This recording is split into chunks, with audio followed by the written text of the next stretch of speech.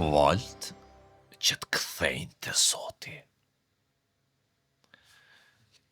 Zoti të ka rrethu me nevoja që ti me rrethu me emnat e tij të bukur të shenjtë.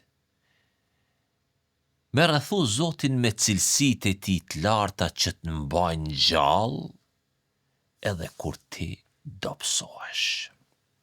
Kjo, vlla e motër,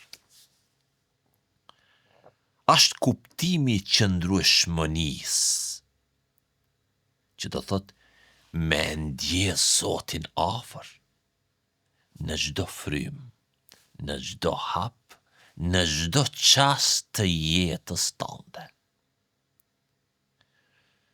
Sepse në çdo hap të jetës tënde, ti, unë, kemi nevojë për Allahun. Nëse si drejtohesh Zotit me dashni, ka me ardhë koha me ju drejtu Zotit me detyrim. Kur zemra dorëzohet krejt, e s'ka ku kthehet veç tek Allahu, kur toka të merr frymën, ti thua, o Allah, kujto. Kujto bujku vonohet me korrjen, frutat paksohen, uji rrallohet, ai ngre syt ka qielli dhe thot, o Allah, Zotim, lehtëso e mos e vështirëso.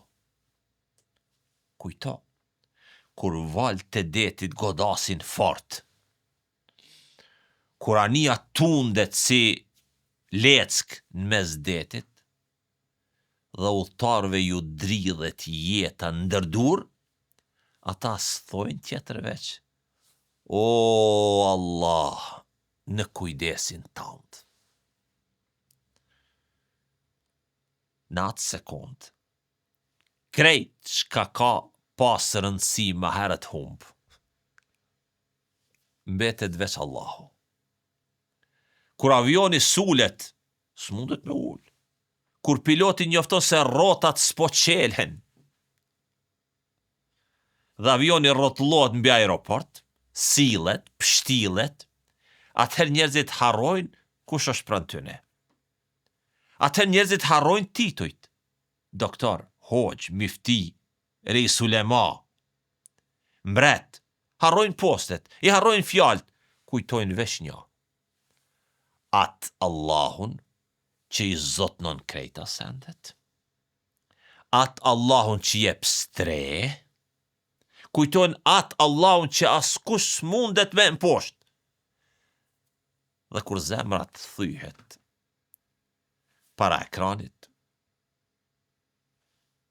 spitala, kur syt nguliten te monitori i zemrës,